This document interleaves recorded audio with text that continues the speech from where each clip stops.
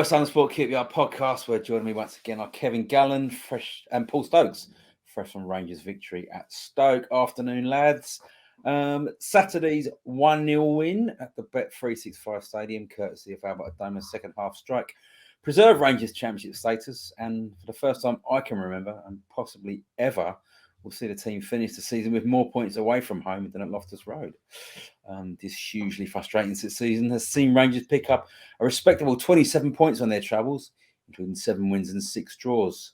But it's at home where the problems have lain, with a paltry 5 wins, 6 draws and a whopping 11 defeats, albeit with the final game of the season against Bristol City on Monday still to come. The win saw some great scenes at the final whistle between the squad and the excellent travelling support. And Kev, you said last week that the win at Turf Moor would ensure Rangers stay in the Championship, and that proved to be the case. But it should never have come to this. And for this QPR side, staying in the Championship shouldn't really be a cause of celebration. No, not really. If you look at the grand scheme of things, and like at the start of the season, I don't know if we look back at our podcast, I didn't think we'd be in this situation come the end of the season. At the start of the season, and especially with the good form that we showed up until mid-October, I didn't think this season would go down to sort of the second last game to ensure staying in the division. So I think there's going to be a lot of work to do to ensure that this doesn't happen again next season. There has to be a clear plan of what kind of players they're going to try and get in.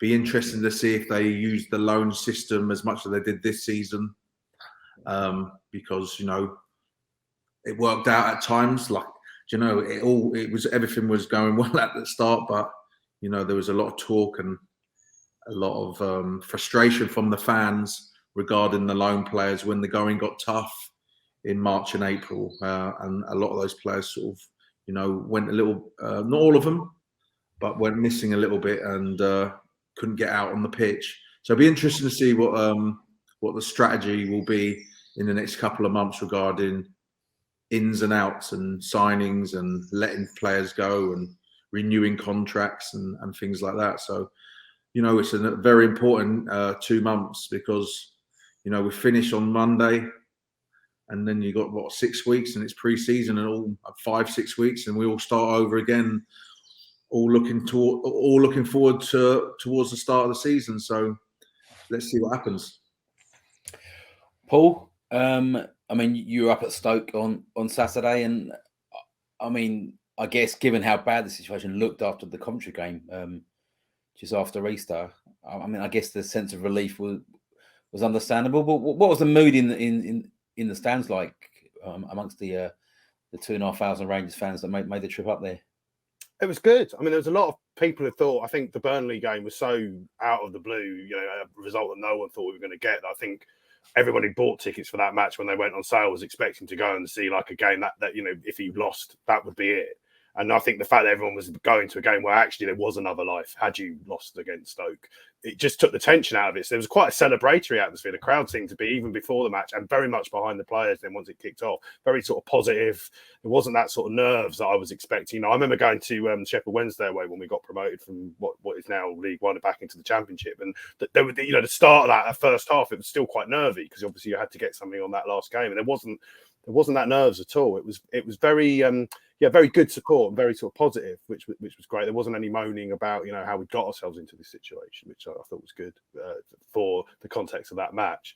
What I thought was interesting, it was a very strange game, because Stoke had completely, it seemed to me, given up, as had their support, and obviously QPR had sort of set up, I think, with a view to, you've got one more chance, don't go out today. We'd sort of been set up not to lose, and so we were kind of countering a team that weren't even trying. So it was a very low energy match. Even from the QPR, I think in different circumstances, if you'd been safer, you probably would have gone, actually, let's have a go at them and try and get hold of the football a bit more and really, really, really push. But that first half just sort of petered along and nothing really happened, right? Rangers didn't seem that urgent, Stoke didn't seem urgent, everyone sort of seemed quite happy with the point. And then the goal, Adama's sort of finish, just came out of almost like there was a real surprise, I think, around the stadium that some football had happened.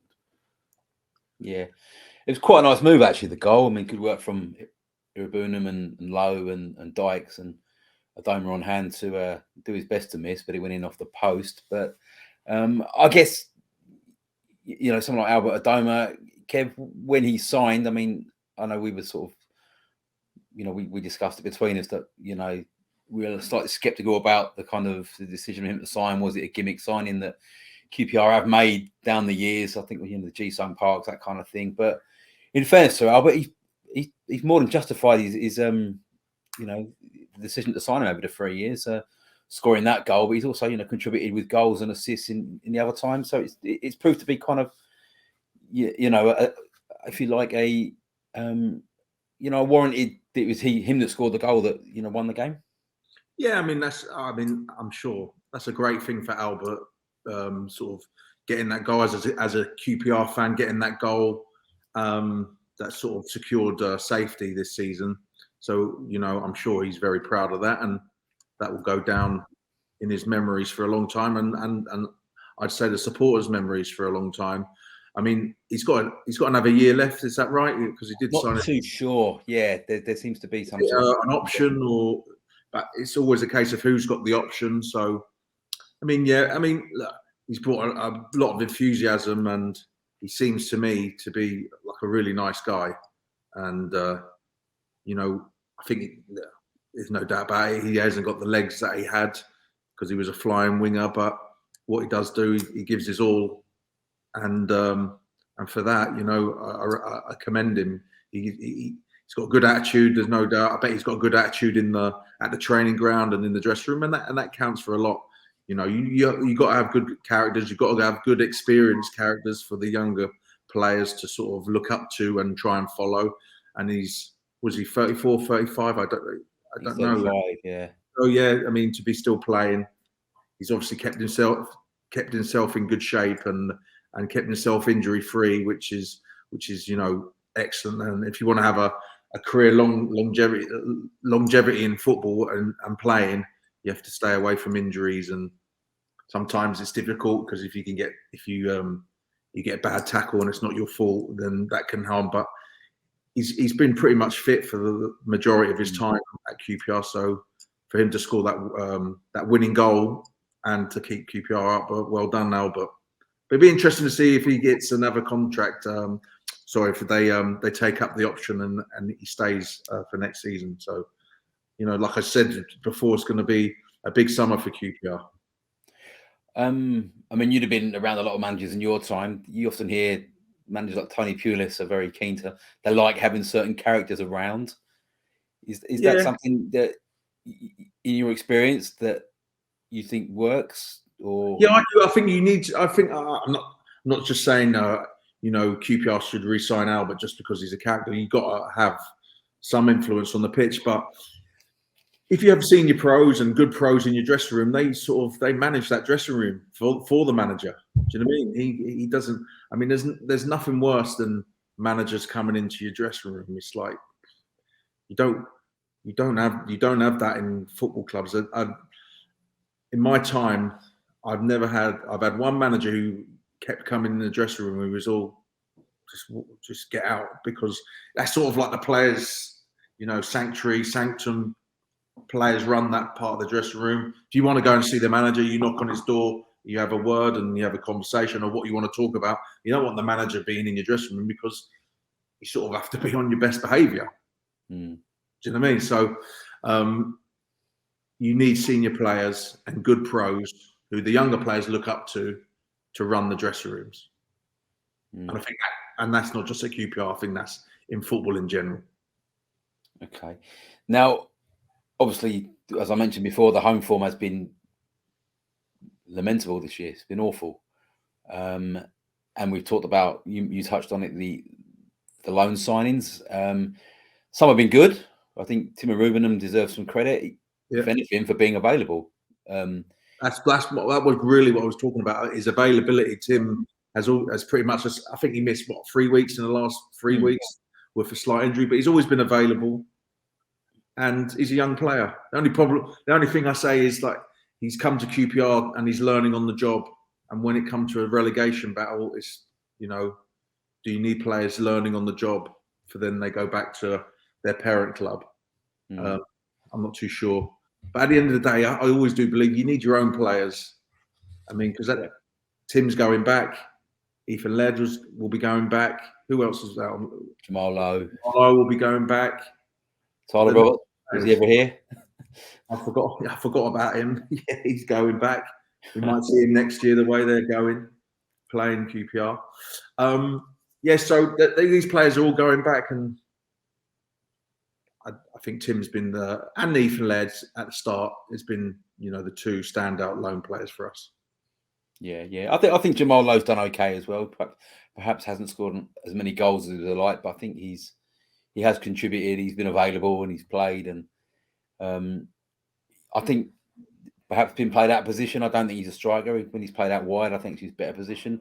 Yeah, I think he's a wide striker. So if you're playing a free, he's either on you have your centre forward, and he's either playing on the left or on the right, and that's his better position. Okay, Paul. I guess Albert scoring that winning goal was. I mean, it's a nice moment for him to, at the end of the game, to have the players serenading him sort of around the pitch. Did you get the impression that? What was the impression you got from in the stands to how the players were reacting? Was it a case of celebrating the fact they won, or celebrating the fact they stayed up, or are they a bit sheepish about celebrating? What was the kind of the feel? I know it was a kind of celebration. I think that they'd survived and stayed up. I mean, I guess they probably turned the last sort of 4 or 5 games with looking at the mathematics of it and gone, it's quite hard to stay up. And the fact that you've actually achieved that, if you take the rest of the season out of it and just look at like the last 2 months and go, you've played some really tough teams, played some teams that should have been looking to get in the playoffs, and you've managed to come away with enough points to start with a game to spare. There did seem to be a relief, but also celebration of the achievement. I kind of suspect that's possibly down to the manager, who sort of probably created that bubble of like, this is a run of 6 fixtures and we want to take X many points or X many wins out of that thing. And obviously, a lot of people have written QPR off, I think, with around the club, with supporters and that kind of thing, let alone outside with 2 weeks ago. And I think to be safe with a game to go is, even though it's always been in QPR's hands, the form just didn't suggest that was going to happen. So, I mean, to turn that round, I think, that's probably what they were celebrating. It was lovely to see Albert's goal. It reminded me a bit like you must have been watching the snooker from the Crucible, because it was sort of in off the pocket. It was a real sort of moment of like, oh, it did go in, yeah. So it was kind of a lovely thing. And I thought he was offside initially. One of the few goals I've ever not celebrated and immediately turned to the lino, but I have watched it back since. And it's terrible defending by Stoke. Their goalkeeper a speculative shot, puts it back into play, and then one of their centre backs is playing everybody on, it seems. And I mean, you could, I'm glad in retrospect we were sort of thinking, a point will do. As long as we match Reading, everyone in the stands was sort of, a lot of checking of smartphones. What's the score at Reading? As long as we match that, we're safe. But I think in retrospect, you look at that and go, you had to beat that team, really, Stoke, because they just were just so, to use the phrase, on the beach. They were, they were already, in the sea, let alone the beach. They were sort of just stomping around, and it didn't seem a very happy ground at Stoke. A lot of their supporters didn't seem to be there. There was a lot of red seats visible, so that was good. I think Tim, I mean, just to mention him, obviously, because you picked up, and I think it's amazing the season he's had to have a 19-year-old come in and gain that experience. I mean, his experience being, he's played really well. He's played in a variety of positions. He's only 19. The thing for me is it's a shame he's going back, because we lose that experience from QPR. But what I hope that will do, and what I think the club really has to push, is there needs to be a QPR signed 19-year-old almost doing the same thing next season. It's been proven now. You can put a 19-year-old with talent in a championship team, going through some quite dark games, some really, really, really bad circumstances, you come out at the end, and instead of like, don't take that risk. I think, he has shown that we should be doing that with, as long as we've got the right player, we should be giving someone that chance next season rather than, losing that experience at the end of it. Yeah, I'm not too sure there's many lads, 19, as good as him around. I think he's a pretty special. I think Villa have got. I think Villa have got one. Sorry, I think that's the thing. You've got to give someone that chance, though, isn't it? If you said before, Villa didn't give Tim that chance, and he's come down to this level, and he's got that chance. I just think what we always have this thing where people, with our players, it's like, well, they're too young, they're not ready, that kind of thing. And eventually you go, well, hang on. If I agree, Tim is a very exceptional 19-year-old, right? He's probably better than anything we've got in our academy. But at the same time, if you're not giving those players that route and that chance, and I think Tim has shown you can trust young players the right young players, and we need to do that. Otherwise, we're going to have the same situation next year where we'll have a bunch of 19-year-olds who haven't been anywhere near the first team, and all that experience goes out of the club. Yeah, I think for me, there's his size is his thing. You know, Rangers. There's a lot of Rangers young players coming through, but they're all quite small. There isn't. I mean, you see someone like that in midfield, you need that sort of physical size and strength. And I think, you know, from what Gareth Ainsworth has kind of intimated, you know, when he has sort of touched on what he wants going forward, is he believes there's a lack of leaders around the squad, and he wants kind of voices and leadership. Now, Kevin, obviously every team you need leaders. All great teams have leaders.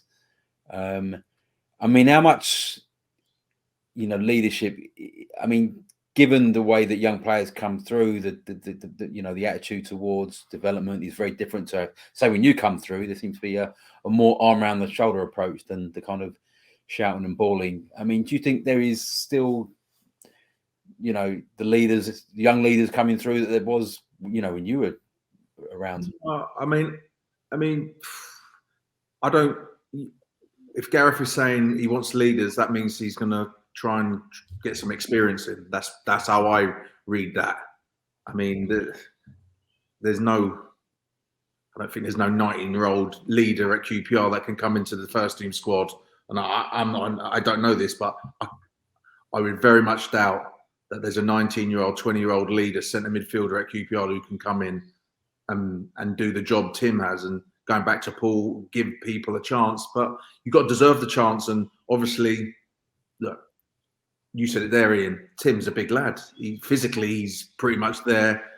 He can run physically. He's a big boy, and he's going to be a good player. And this season will probably, I don't know, but in maybe 4 or 5 years, because he's got the potential to be a regular in the Premiership, he might come back and say to interview, when he does an interview, that year I had at QPR was the making of me. Because he had the highs of being top of the league and then the lows of a relegation battle. And then, you know, in one season when you're 19, that's great experience for him. But regarding, you know, arm around the shoulder, I think it's common knowledge. Everyone thinks that academy players, and not just at QPR, but all over the country, are a little bit softer than the old days. They don't have to do apprenticeship jobs. Everything's done for them. You know, when I was coming through, you'd had like the likes of Alan MacDonald, God rest his soul, great bloke, but he used to hammer me nearly every day. And it got to a stage will you leave me alone, Macca? But he did that because I think he liked me. But he used to hammer me all the time. Called me big time, called me all sorts of. If I had a spot on my face, he'd press it and go ding dong and stuff like this. But when you're a kid, you're devastated. When I look back at it now, I'm laughing, giving it that's actually hilarious. He was relentless. And so basically, he bullied you. Yeah, he did. And David Barnes, they bullied me, yeah. But he made you grow up. But then you had senior pros like Ray Wilkins, and he would talk to you, and you just watch what he did, and he was just like, you go and watch him train, and just the way he carried himself, and he was always first out for training and stuff like that, and enthusiasm. So when we go back to having senior pros, good senior pros, the younger players, you know, Jerry Francis was the manager, but Ray Wilkins, Alan MacDonald, they ran the dressing room for Jerry. Jerry would never be down in the dressing room, in the training ground. Never. No, I don't think I ever seen him come into our changing room when he was manager. Never came in, because he knew that these guys would run it for him. And when we got promoted that year, Ian Holloway, the only time Ian Holloway would maybe come in was to say, we've got a meeting upstairs, everyone upstairs. Or he'd send in Tim Breaker, but they wouldn't come in, because we had me, Gareth, Martin Rowland, Steve Palmer. We would be running that dressing room. So going back to the arm, like senior, we got a 19, 20-year-old who could come in and do what Tim does. I doubt it very much. But the other thing is, I mean, there seems to be a kind of, you know, there's going to be players that are going to leave in the summer. There'll be players that come in. It always happens. But I mean, there's I don't really agree with that. This whole thing needs to be a complete and utter reset. Everything needs to be torn up and started again. The reality is, 3/4 of last season, this team was in the top 4, and up until Christmas, this team was in the top 6. Now, I think for me, it's got to be, well, how have this team fallen away? What's happened in between to stop that? So obviously, something was doing right. Something was going right to be. Because since QPR have been relegated from the Premier League, they haven't looked anywhere near like being in the playoffs or close to the playoffs. But, I think, hindsight's a wonderful thing. Everyone's now saying like, well, they shouldn't have signed Charlie Austin and Stefan Johansson. They shouldn't have done this, shouldn't have done that. No one was saying that at the time. That the year they finished, the end of the COVID season when they finished 9th, finished really well. Yeah, actually, well, let's have a little go. And they haven't been too far away. So to rip it all up and start again and say this is rubbish, we need to move on and get rid of him and get rid of so-and-so and so-and-so, I think it's a little bit disingenuous. I mean, Paul, what do you think about that? I know what you mean. I do agree. The fact this season went so well for part of it is the reason that we've been able to stay up with one game to spare, having won, 4 games since the turn of the year. It's, that shows you how good we were. The fact that we aren't going into the last game, we got so many points. I think we are at a stage, whether we like it or not, for the model of it, where there will have to be some level of reset. The fact you didn't sell anyone last summer means that I imagine they're going to have to sell someone this summer, if not 2 or 3 players this summer. And I think that will bring in, the doors that open and the kind of players you're going to bring in. We are at the beginning of a cycle again where we are looking for, Chris Willock when we first found him, players like that someone coming through, whatever it is. So I think there will have to be some level of reset and some level of expectation reset, because I'd be very surprised if the goalkeeper is still at the club at the start of next season. I can see why he stayed last summer, because obviously there was a World Cup and, he wanted first team football to get into the squad. Similarly with Chair as well. One thing as well, I think, that maybe that might cause a reason. This feels like the next season feels like it's going to be the first sort of regular season in almost 3 years, without fans entirely. So I imagine, just from a psychological point of view, there's probably a feeling around the club where it's like, okay, right, we can start again, because actually this is a regular football season that we knew pre the pandemic. So I can see why that would happen, but I do agree. I don't think you can. This team aren't immediately rubbish. There's obviously really good players there. Sam Field we spoke about on the podcast the last time I was on, and what an amazing season he's had despite the results. So there's obviously good players in there, and there is a base to go. We should be looking up the table, not down the table next season. But I can see why the temptation to go. There will be changes.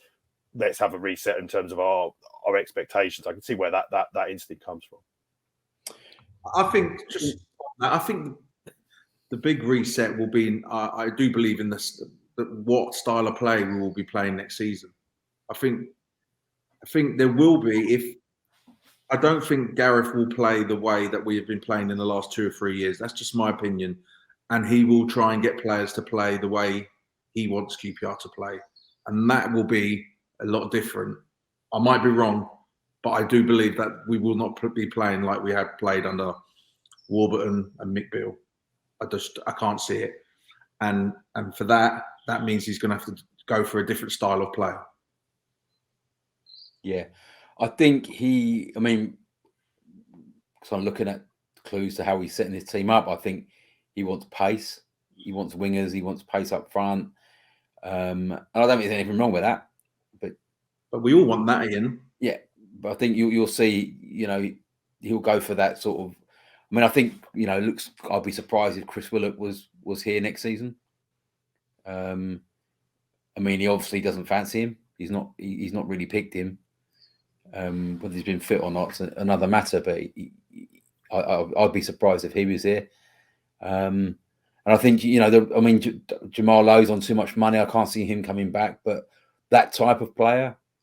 I mean, Ian, what's going to happen? Like, so we got a free. We stayed up. We're playing Bristol City. What kind of way are we going to play? Because the last 2 games away from home is basically drop real deep, concede possession, and try and hit on the counter. That's away from home. Now QPR go and try and play against Bristol City when we're both staying up. Are we going to come out and press them, or are we going to sit back, concede possession and and hit them on the counter attack at home. Yeah. Because are we gonna? Will the QPR fans and will us accept having 20% possession at home? Yeah. In Bristol City on Monday. Yeah.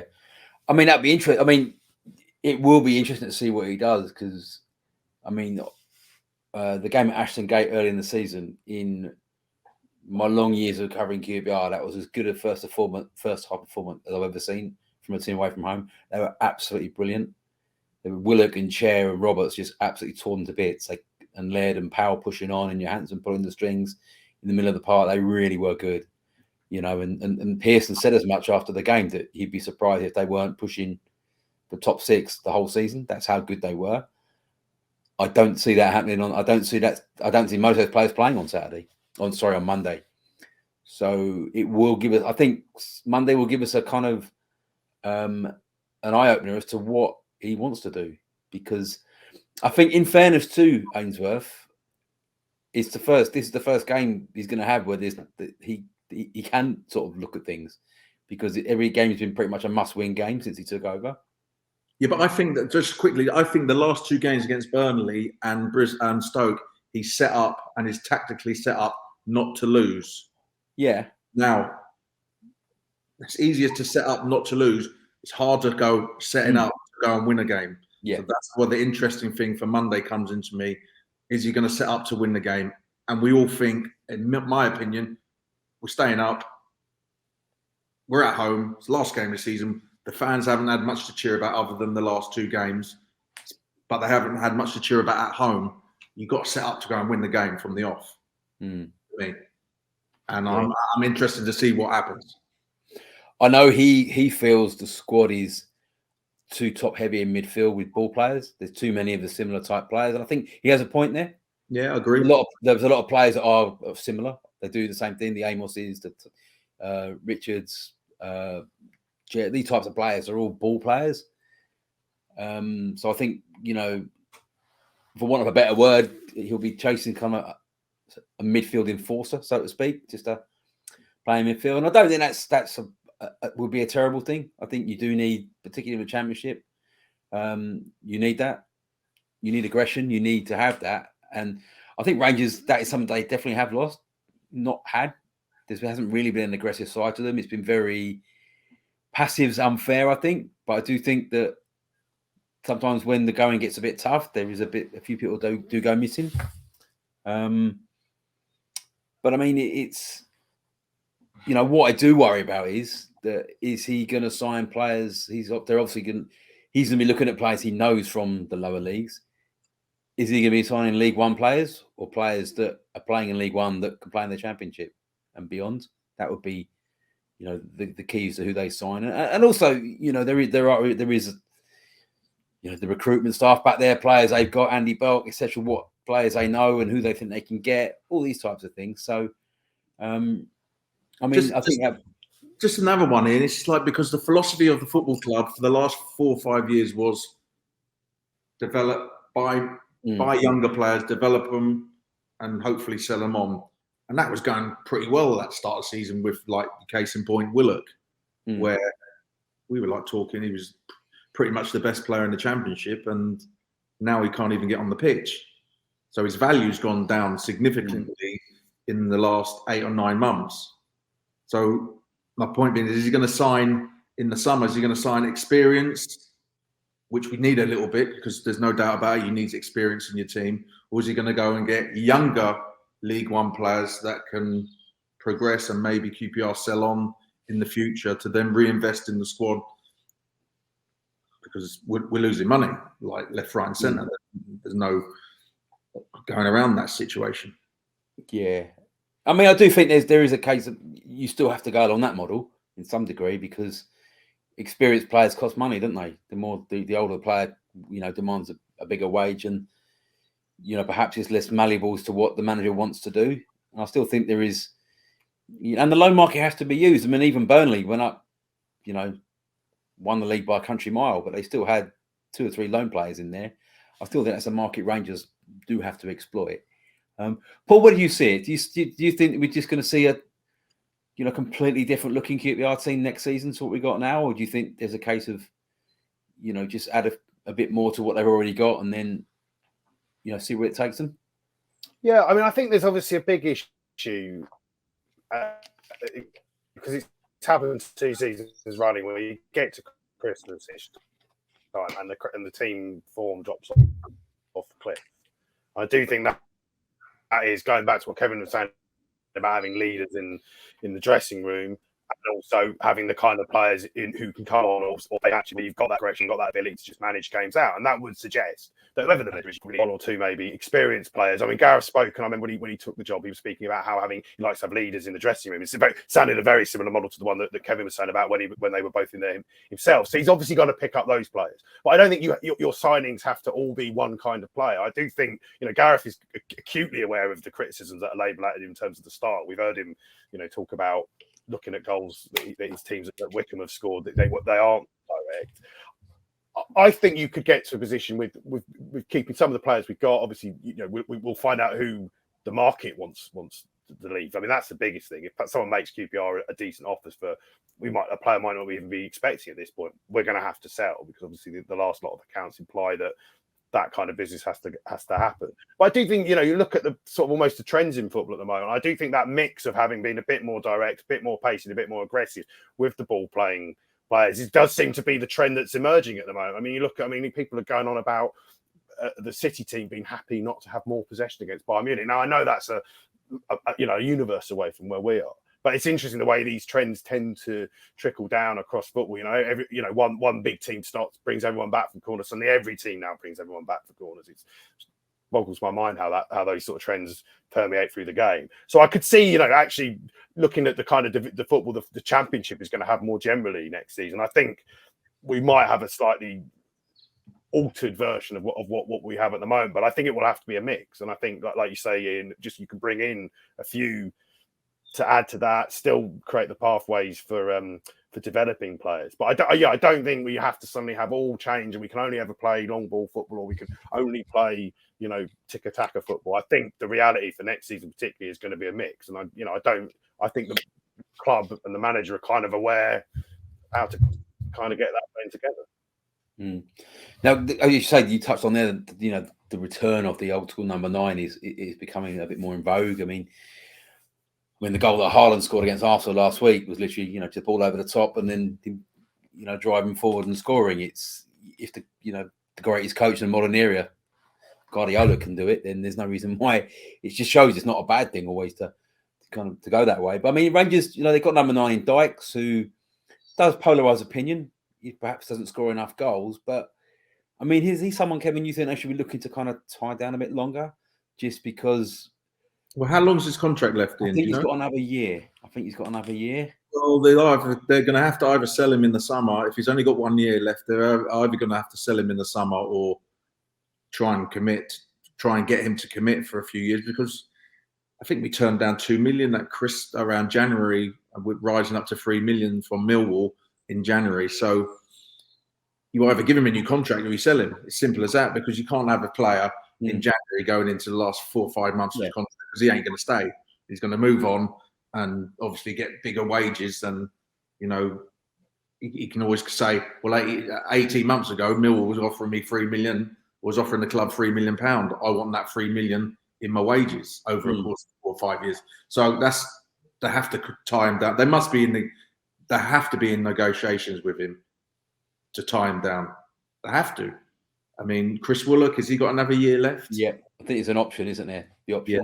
Well, another player that has to be either sold or offered a new contract. And if he refuses it, then you got to sell him, because you can't let 2 players that are worth a few quid just go with free transfers at the end of the season. That would just be terrible business for a club like QPR, because you need that money to then go and reinvest it in the squads in other positions, and mainly for replacements. Because I mean, at the moment we've got 2 centre forwards for next season. Is that right? Lyndon Dykes and Sinclair Armstrong. Yeah. Now we need more. I've been banging on this podcast for the last 2.5 years. You need at least 3 or 4. Yeah. If you can be successful and in the Championship, because if you only have 2 and you only play 1 up front, 1 could get injured. The other one might not be in form. He gets suspended. You end up They got Chris. Sorry, they got Chris Martin as well. I think he's but he's not for next. I'm talking about next season now. Yeah. I think he's keen to keep him. I think he wants to keep him, Ainsworth. Okay, well, but you need another one. You need to get another one as well as tie down Lyndon Dykes. You need 4 strikers in the Championship if you want to be successful, because you can always go into a 4-4-2 if you want to do that, or 3-5-2 and go with 2 centre forwards, which he has done in the past, not in the last 6 weeks or so. Yeah. So you need some. We need another. Well, Ethan Led is going back. We've got one right back, and then we've got one left back. I mean, we've got 2, but the other one never plays. Yeah. Also, Balogun's leaving as well, or presumably Balogun's out of contract at the end of this season as well. So I mean, and we discussed with Rob Dickey about being better in a 3 or a 2, and what personnel have you got? You're going to have to bring in players who are going to help. So you need another centre half, because Jay Clark sort of, let's be fair, he's more on the physio's table than he is on the pitch. So you need another centre back at least. It's going to be a busy summer. Yeah, I think as well. I mean, for me, the most important thing is that, it's been robust. I mean, the amount of players that have been injured over the last 18 months is ridiculous, frankly. And why is it happening? And I mean, Gareth Ainsworth has said that it's something he will investigate.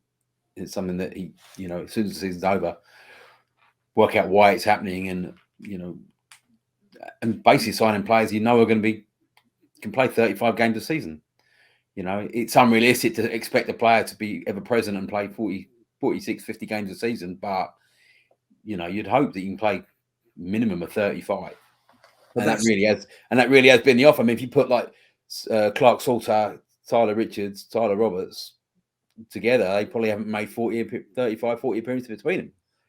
Yeah. That's not really Gareth's job. That's the director of football's job, Ian. Yeah. Really is. Director of football, and I think, I mean, Les Ferdinand gets a lot of stick. A lot of it is justified.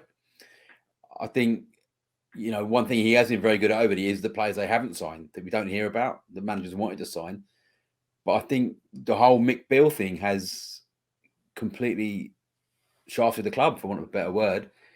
He comes in, the way he talks, what he wanted, he got. He wouldn't take the job unless if he wanted assurances that Willock and Chair wouldn't be sold. He got them.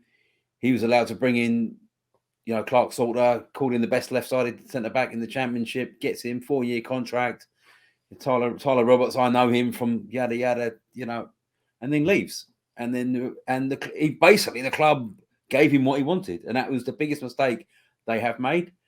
But at the same time, you sort of go, it's difficult, isn't it?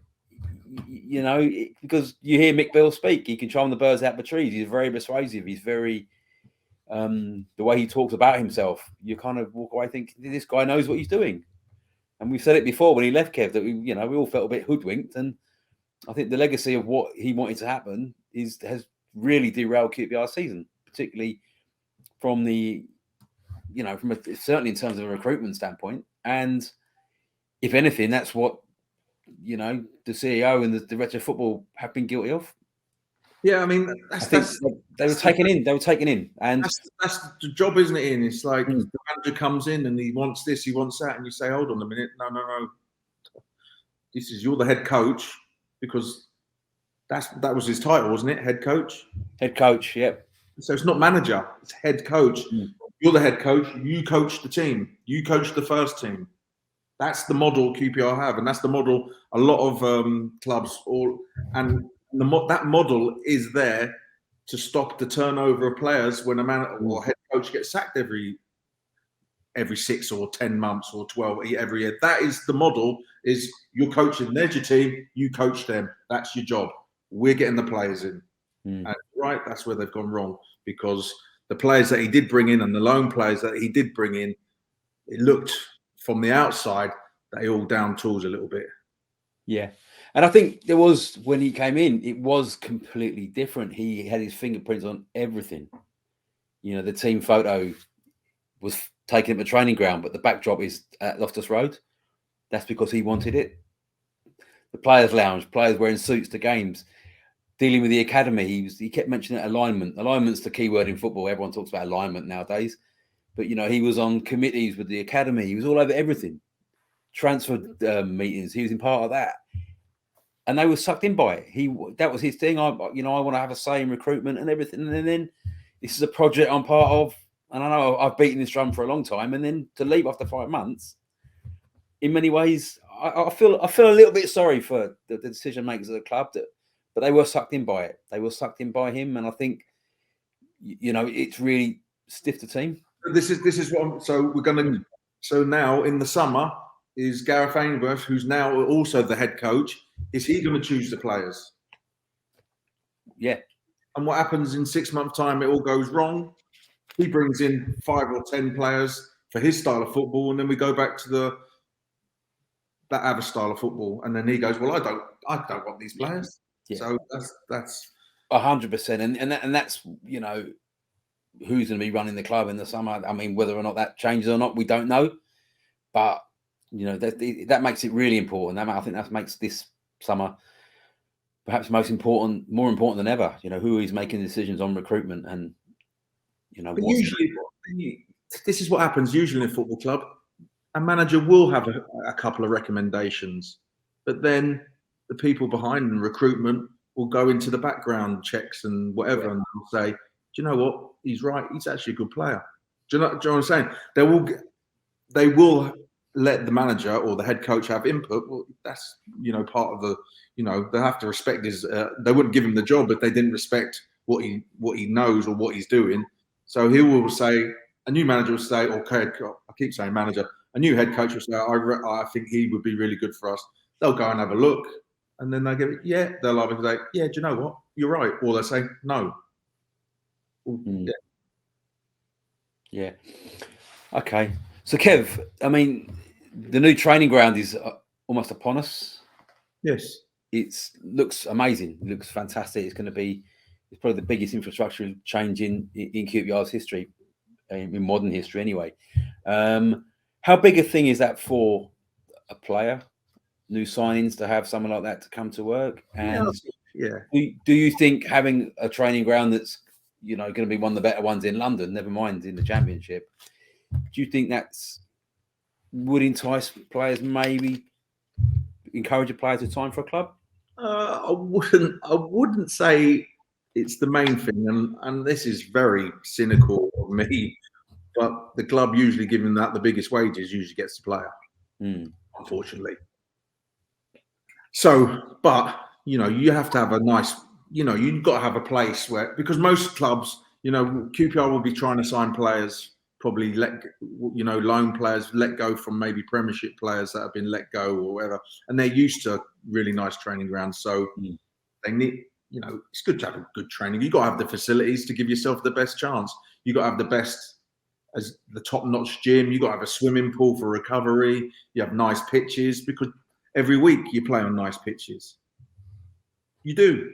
So to have a good training, I'm going to repeat, I'm not saying nice, to have a good training ground, functional training ground, yes, it's very important. For signing players, I wouldn't say it makes much of a difference, because of the wages. The players will always go for the wages.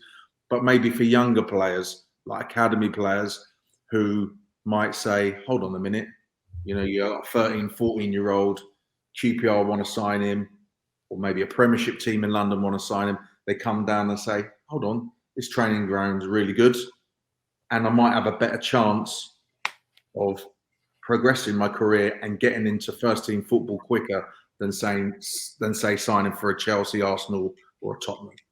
So that in that respect, I think it's important. Yeah, and I guess, I mean, in your playing days, the likes of the Barclays Bank Sports Ground and the Guinness grounds at Park Royal, and then the only good thing about the Guinness ground was the Guinness inside it. But the Barclays Bank was actually quite good for its day. But then we downgraded and we went to the gas. But Kev, isn't that because you lived about 2 minutes round the corner from it? Pretty much. Instead of getting up at 9:30, I was getting up at 10. But hey, and they talk about the modern day footballer being soft. This was 30 years ago. No, but we trained at Barclays was actually quite good. They actually had a swimming pool, Right. outdoor one, and a bar. It was brilliant. And but then we went to Acton Gas, and do you know what? It was the pitches actually weren't too bad when we first got there, when Jerry was manager. But when I came back, and when Wasps Rugby, we were sharing with Wasps Rugby, oh my God, the pitches. I remember Kevin McLeod come from Everton, and he couldn't believe the state of the training ground and the pitches and the moaning and groaning every day.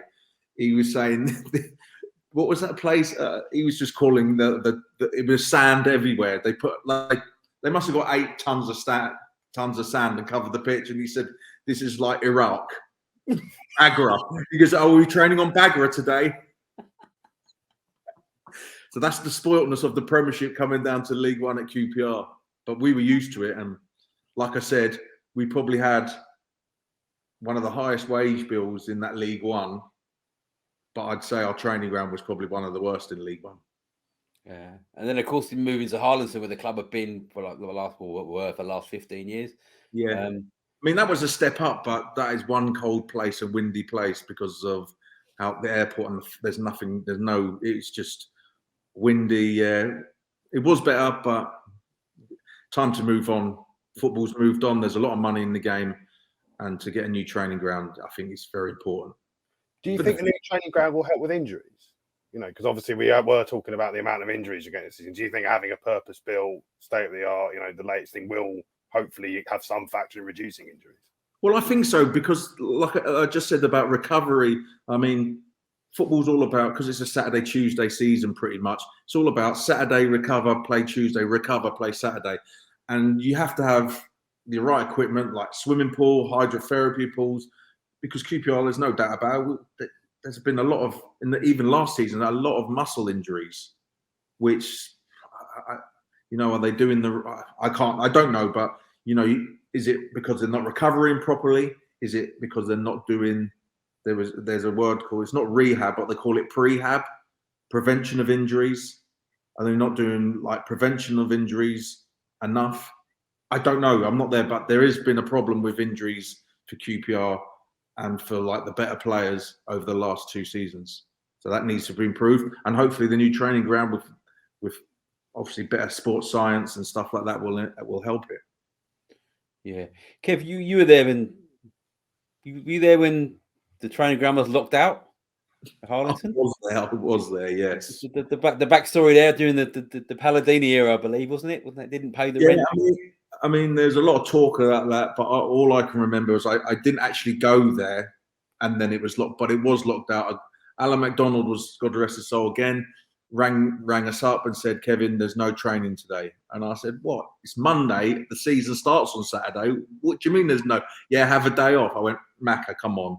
He goes, "No, we've been locked out. We ain't paid the bill." I went, "Oh, what a club!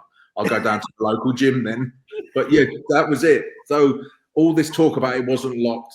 We weren't locked out. We were locked out for the day, and we had a day off. The players love a day off, but I mean, I guess the Monday before the season starts, it's not when you're like, this is important. We need to get in and prepare for the start of the season. So yeah, not good. Okay, right. So looking ahead to the final game of the season on a bank holiday Monday. I mean, it's everyone's relieved. It could be a bit of a jamboree feeling around the place because hopefully the sun's out and everyone's had the weekend off. What are you expecting, Paul? Well, based on my previous experience on this programme, 1-0, obviously, because the last 2 times I've come on, we've won 1-0 afterwards, Watford, and then Stoke. Yeah, I think I'm hoping there'll be some ambition into showing, this is, we've played the matches which we couldn't lose. This is a match we don't want to lose, but we could lose, doesn't matter. So I'm hoping there'll be a bit of ambition, a bit of risk, a bit of endeavour in terms of, let's attack, let's try and dominate the possession. I mean, it's a chance to do a double. I mean, we don't do many of those at QPR in previous seasons based on our away form. So, great chance to beat a team twice in a season. Let's go for it. I mean, I was at the game at Bristol City away as well, Ian, and you were right. That first half was so good. So hopefully this is kind of a good fixture for the squad, because the echoes of that game, knowing what they're capable of, the fact they have won their own mini league that they've probably created in their heads to get the points on the board to stave off relegation. And the one for me is I would love to finish 6 points clear of Reading, over 6 points clear of Reading if we can. I just wouldn't want it in seasons to come, people going, oh, well, it was only because of the points deduction. So I really would like, all three, but greedy as it is, let's have all 3 points and be well clear of those bottom 3 places, and just, look back at this season and go, okay, it started amazingly, it went very weird in the middle, but at least, we finished with a run of form. I mean, I don't know, Kev, how much does winning the last sort of 3 games of the season help for pre-season and the next season? As well, that feels like something that could be quite useful. No, I don't think it matters winning the last game or previous games, but you do want to finish a little bit on a high. I think winning the last game of the season at home is quite important for the fans, and just you don't want to finish the season with a defeat anyway. But going into the following season, it doesn't really count. Honestly, it's like that's finished, fresh start, we go again. It's like that was. I mean, if you had a good season, you were close to getting in the playoffs. You say, or when we lost that time in the playoff final, I remember coming back and we was like, right, we lost that playoff final. We now got to go one better and get above and finish in the top 2, which we did. But regarding, like you said, it doesn't matter. But I do believe finishing on a high in front of your home fans after sort of, you said it at the start, Ian, that our home form has been pretty poor, hasn't it? So, I mean, away form's been better than our home form, which I don't think, has that ever happened? I don't know. In my lifetime, I've been rubbish away from home, but I have to say, since Warburton's arrival and sort of onwards, the away form has been not too bad. I mean, under Ian Holloway, I think we won something like 5 matches away from home in that 2.5 years he was manager. It was pathetic, the away form. Yeah. So be good to finish on a high on Monday. Yeah. Great stuff. Right. Thanks very much, gentlemen. Thanks for watching and listening, and we'll see you soon.